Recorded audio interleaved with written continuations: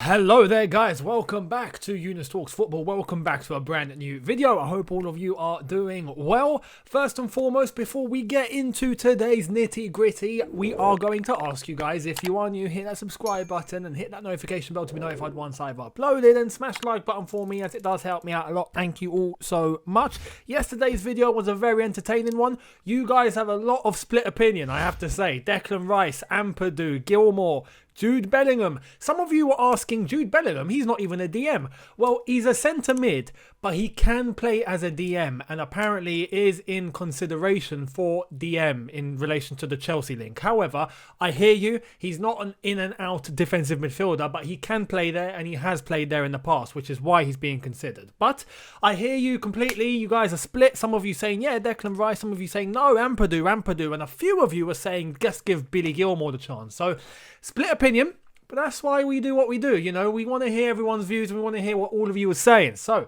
it's nice that you gave your input today. Let's see if you can guys give your input in relation to this, because this is something that we've all been waiting to see in regards to what is going to happen.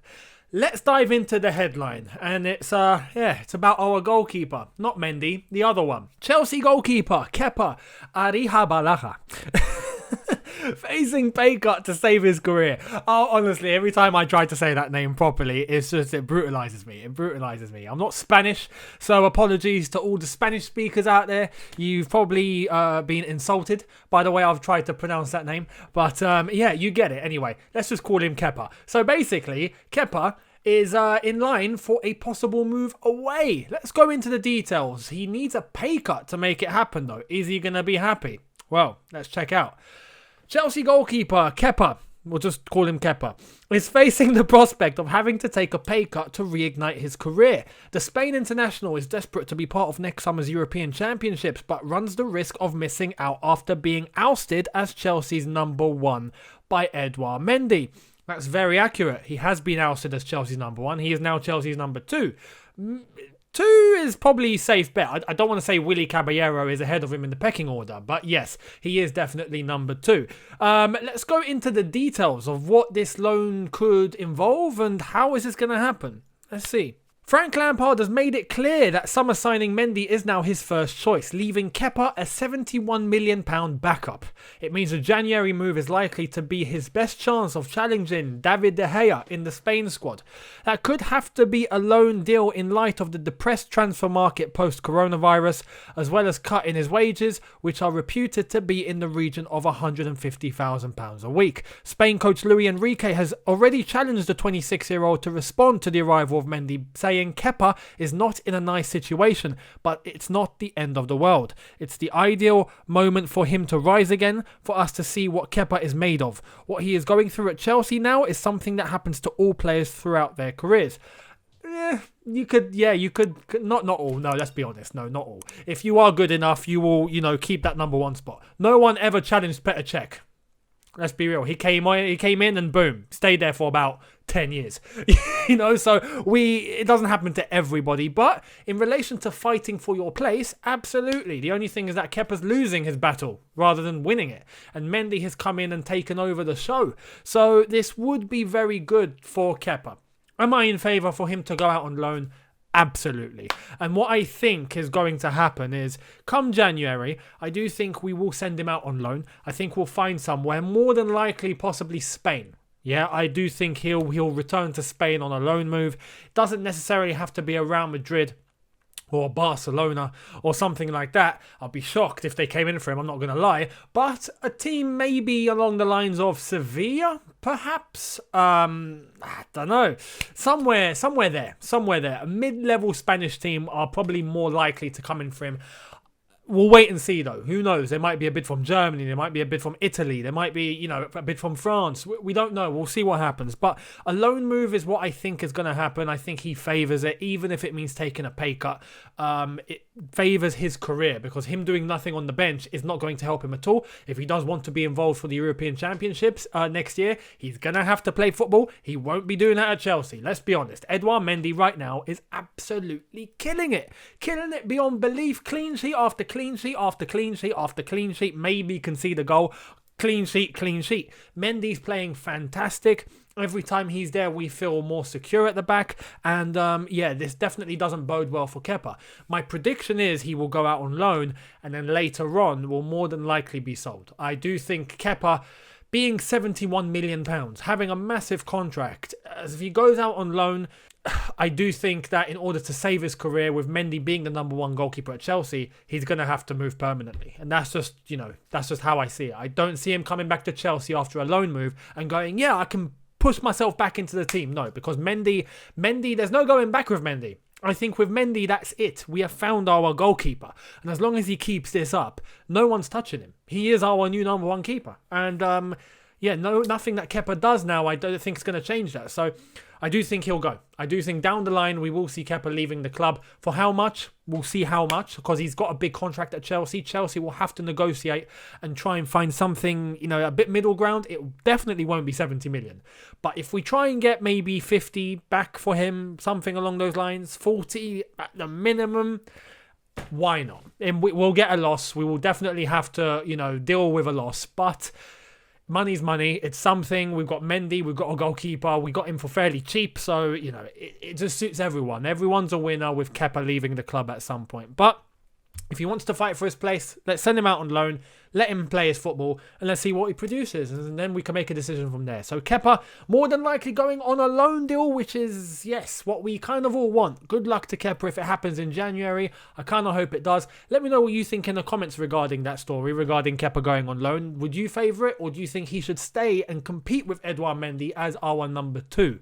Let me know in the comments. Now, the next story is a very underrated player, an underappreciated player, but is now starting to turn heads just in terms of respect. He's got nothing left to prove, this player, but in terms of respect, people are acknowledging him now. No one's calling him a lamppost anymore. Do you remember the times Giroud? Yeah, Olivier Giroud. Do you remember when he was at Arsenal? And everyone, me included, I'm going to be completely honest, at the time, I'm guilty of calling him a lamppost. When he was in Arsenal, of course. But he came to Chelsea. No one's calling him a lamppost now, are they? There seems to be this thing where when players go from Arsenal to Chelsea, it works. But when players go from Chelsea to Arsenal, retirement home. Retirement home. No, I'm kidding. Any Arsenal fans, gooners, it's only banter. Don't get offended. But Giroud, what's the latest? This is the latest from his agent. For now, it's too soon to know what's really concrete or not. The interest, the rumours, for me, there's little interest. We'll see come mid-December. A January window before mid-December is just rumours. We don't know where clubs will be, nor how Olivier will do at Chelsea. We don't know if there'll be injuries and therefore opportunities, so it's pointless. There's no real work on that at the moment. We don't know today. There's only been 8 league games. Between now and January, there's 11 games for Chelsea to play. Olivier belongs to his club. He's focused on the competition and we'll see in mid-December to decide one way or another. So basically what happened with Giroud. Earlier on in the week, it had come out through a French source that Giroud will be leaving Chelsea in January. And I didn't mention anything because I didn't really see anything concrete that this is 100% happening. But now we've got his agent talking in this manner, which is very professional, very professional. He hasn't said anything, like, oh, he's definitely going or he's definitely staying. He's saying, look, Giroud is here. If there's injuries, if there's opportunities, there's something that presents itself to Giroud, Giroud will take it. He'll play his football. There's 11 games left until the January transfer window for Chelsea. So Giroud will be involved. He'll be professional about it. He'll play. If he does play, he'll play. And we'll see. When it comes to the January transfer window, we will see. Now, my prediction is he will go. He will go. Why? There's one factor why Giroud will leave. Giroud wants to be involved at Euro 2021 for France, which could be his last tournament. Could be. Now, not necessarily just that, but there is the World Cup to think about as well. The World Cup in 2022 is something that I think Giroud is looking at and thinking that will be my last tournament. And he does want to take part in that, especially with France defending their title. I think Giroud wants to go out on a high and end his career having played one more Euros and one more World Cup. And for that to happen, he needs to be playing club football. And right now at Chelsea, he's not playing club football. Let's be real, he's not. And I can understand why he would want to, for sure, as the reasons I've just explained. But I can also understand why he's not playing, because Timo Werner is here. Tammy Abraham is developing. We want to nurture him. We want him to get better. We want to see what we can get out of Tammy Abraham. Giroud is already proven. Giroud's already done what he's set out to do. He's at age now where he's thinking about the end of his career. He's thinking about retirement. Tammy Abraham, logically, even in terms of business, would be the one to focus on, surely. Even though Giroud can be called upon and you can rely on him, and he's proven many a time that he can come on the pitch and make a difference. But when you look at the long term, Tammy's the one you have to keep the eye on. Werner is our first choice, but Tammy is the one you have to try and develop. Giroud will not develop any further. So I can understand from both sides, and I don't think anyone's wrong in this. I think both sides are correct. Chelsea are looking for the long term. They want to try and get the best out of the players they have. Giroud wants to play because time's ticking. I do think he will be going in January. Whether that's a loan or whether that's a permanent move is to be seen.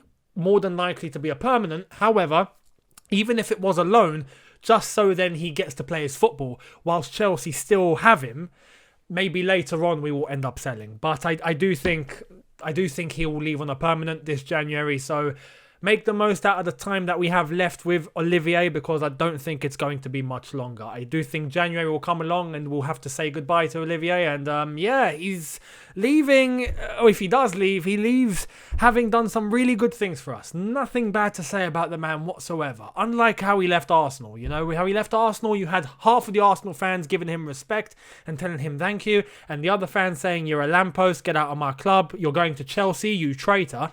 Whereas now, if he does leave Chelsea, we're just going to have the whole fan base just clap him away and say, thank you very much, Olivier, you've been a star. So, we'll see what happens. Anyway, January transfer window is going to be an interesting one. Now, Frank Lampard did do his press conference. I'm not going to talk about that. Not today. I will talk about that tomorrow, because tomorrow will be the Newcastle versus Chelsea match preview. International break is over. Yes, get in there. Finally get our Chelsea back. Preview will be out tomorrow, so make sure you are subscribed. Hit the notification bell to be notified once I've uploaded. Hit the like button, as it does help me out a lot. Again, thank you all so much for your support. And for those of you that are waiting for a collab, it won't come today, but in the next few days after we play Newcastle, I will try and fit it in the schedule, because it's about to get busy. With Chelsea games, it's about to get really busy. So I'll try and fit a collab in there. It might be a double upload on a day. But we'll see what happens. Anyway, I'll see you guys tomorrow for the Newcastle versus Chelsea preview. Bring back our Chelsea. Let's get into it. It's going to be mental. I'll see you tomorrow. Thank you so much for watching. Have a good one. Look after yourselves. Take care and peace.